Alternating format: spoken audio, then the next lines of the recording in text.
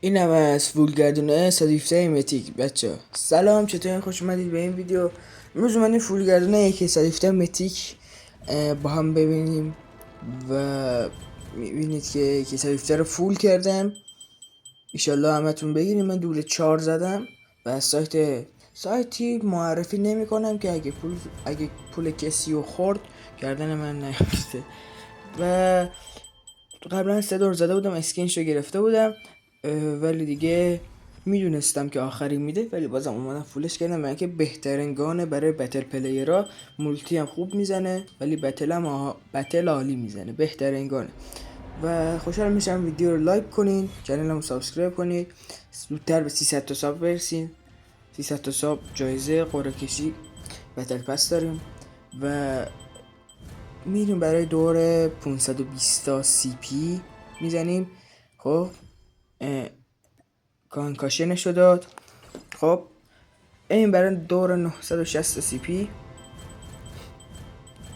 یک باگ ریز 960 رو میزنیم. دنس.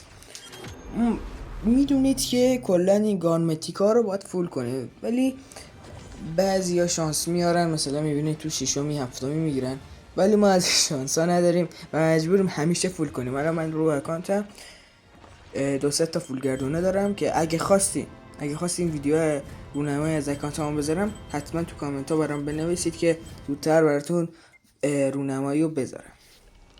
یه باگ ریز میایم تو همه گردونه ها میچرخیم، میریم دوباره تو اسکیپ نوشته رو فعال میکنیم. 1300 تا گلتا داد. پس بریم برای فولش و بهترین گان متیک بازی رو دریافتش کنیم. 2300 تا و این هم از AK 117 میتیک.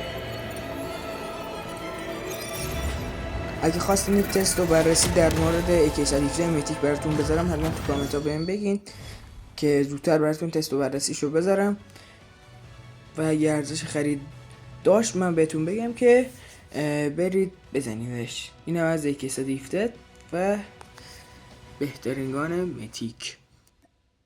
خب بچه ها، مرسی که تا آخر ویدیو با من همراه بودین. اگه دوست داشتین لایک رو بکوبین، اگه دوست نداشتین هم فدا سرتون. و تا ویدیو بعدی، خدا یار نگهدار شما.